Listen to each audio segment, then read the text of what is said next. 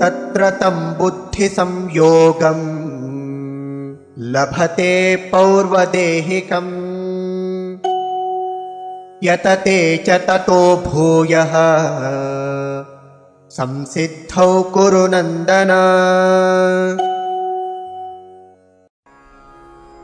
तत्र तं बुद्धिसंयोगं लभते पौर्वदेहिकं यतते च ततः भूयः संसिद्धौ कुरु नन्दन। तत्र तं बुद्धिसंयोगं लभते पौर्वदेहिकं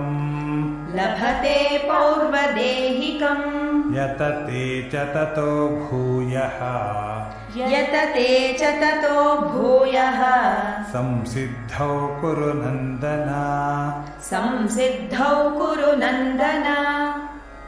तत्र तं बुद्धिसंयोगं लभते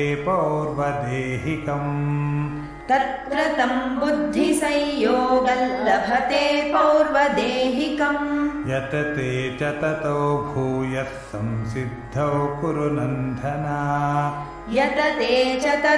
भूयः संसिद्धौ कुरु नन्दन। तत्र तं बुद्धिसंयोगं लभते पौर्वदेहिकं यतते च ततो भूयः संसिद्धौ कुरु नन्दन।